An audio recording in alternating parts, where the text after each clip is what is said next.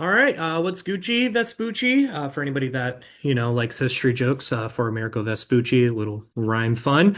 I'm Tyler Scott Gormley, and this is my presentation. This is a notice of a special meeting of the Senate from P.Oxy 1412. Let's get into it. Come on. There we go.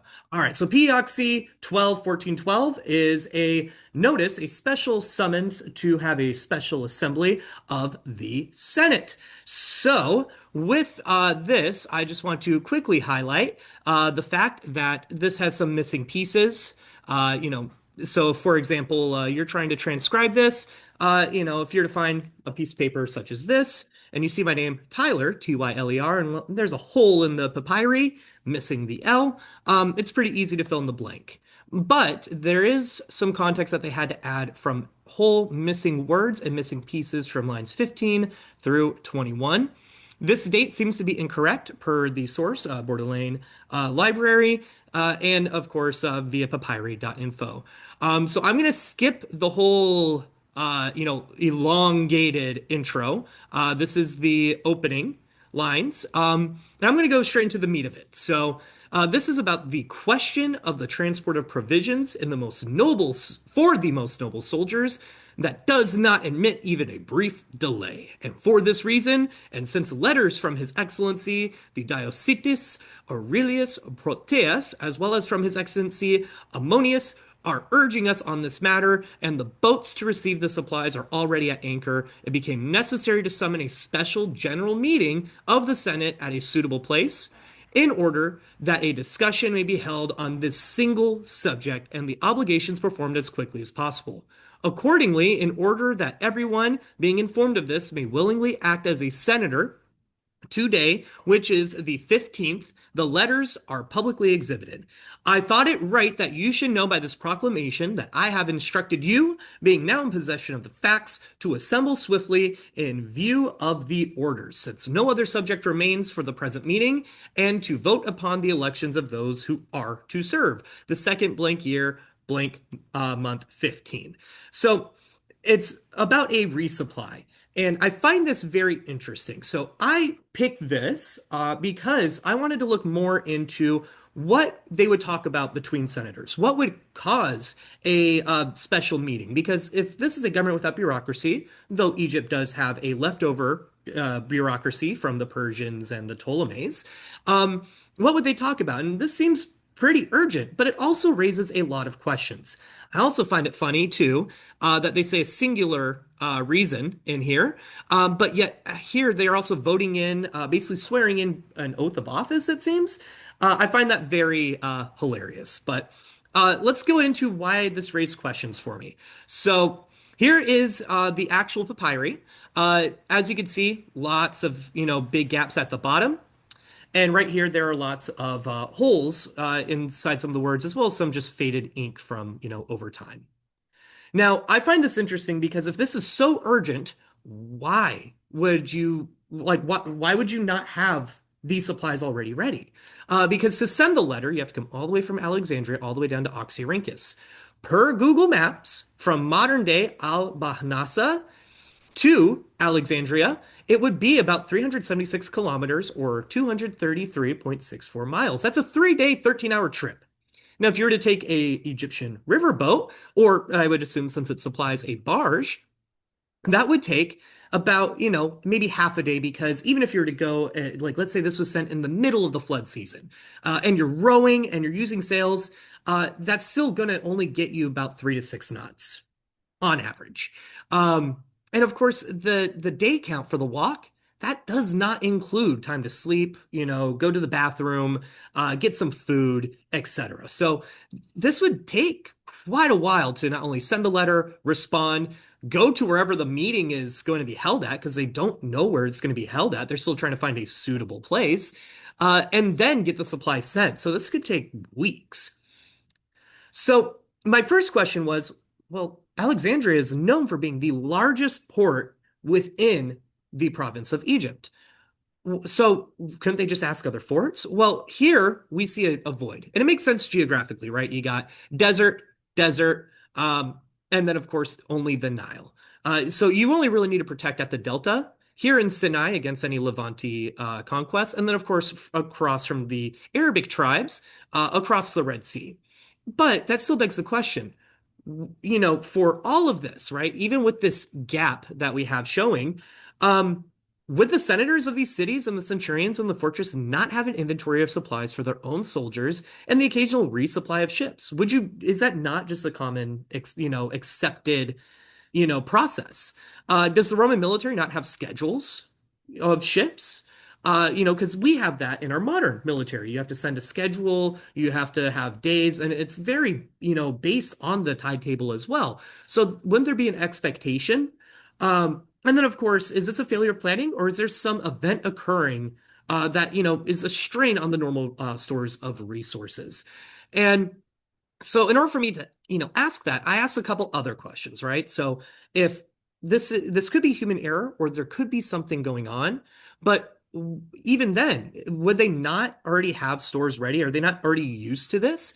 So I checked out the Roman fleet. Now, it makes sense. They would not have in this papyri the amount of ships that are anchored.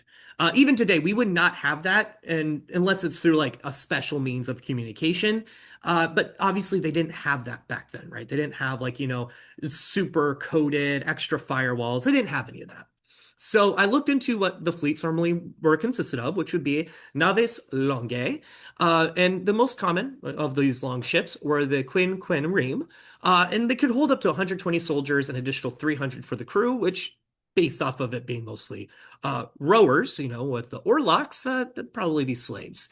Now, for cargo, they did have transport ships, naves one erai, I probably mispronounced that, and they could either move up to 2 legions or cargo. And I got this from the Polish site Imperium Romanum. They luckily in 2019 came out with a English translation, and it's a very decent encyclopedia if anybody's interested. So considering that this was in the eastern portion, which makes sense, the Italian heartland would be the primary, just like Norfolk is the primary of our navy. There's no exact fleet size. And especially because in the Roman Empire, it fluctuated based off of the needs that were going on at that time. Just sometimes you didn't need a big navy, especially once you've already conquered everything in the Mediterranean, and especially during like the Pax Romana. So during this time, there is a little bit more conflict. So I kind of just had to come up with a guesstimate. And I'd say at a minimum, a dozen ships, maximum 100. However, the conflicts going on do not constitute the need for hundreds of ships. And if there was, I would have found probably in my research more details about this, right? Civilians going, oh, wow, look at all of these ships. I just didn't find that. So it most likely was probably just a dozen or a couple dozen of ships. Now, I really do think this highlights the government without a bureaucracy because the question of the transport of provisions, the boats to receive supplies, considering this distance, right? That is a very inefficient way to get these supplies if they're that badly needed. Now, if this is a common occurrence, you think they'd be better prepared. So that does give some credence to if it's not a common occurrence. But regardless, it seems that there's no bureaucratic structure or instruction for strenuous circumstances such as this, wholly relying on the local government to act upon requests. So again, additional questions. Did the city of Alexandria not have these ready? One would expect a large port city to be used to these sort of requests. Likewise, the army didn't send notice before mooring, so I wouldn't put it past the Romans on this as well, right? It does seem very Roman to just show up and go, I'm here, help me, right? So that could be completely in the norm for them. Or is there a current war, a revolt, civil, foreign, ongoing, that's stressing these resources? So I looked into that. There are only, during these dates that are dated from the source, the library. I'm sorry, I'm drawing a blank on the name. There was a revolt in the West, a opportunity of usurpation. I'm probably mispronouncing that. That failed. I don't think that you'd have them go all the way from the East to the West. That just seems inefficient. But there was one that happened in 280 CE in the eastern portion. I only found one source, and even though I did originally find this on Wikipedia, upon looking at it, the Wikipedia article says he was possibly killed by his own troops. I found no record of that from what they put. But on the source that they mentioned, Zosmius, who did write this about a century or two after this, He did say, while Probus was thus employed, Saturnius, a Moor, so from northern Africa, the most familiar friend of the emperor, and for that reason entrusted with the government of Syria, threw off his allegiance and rebelled against the emperor. When Probus learned this, he resolved to frustrate his designs, but was anticipated by the soldiers in the east who destroyed Saturnius and all of his associates. Now, this is the only reference I could find. It was a footnote, so it wasn't a massive big revolt that happened.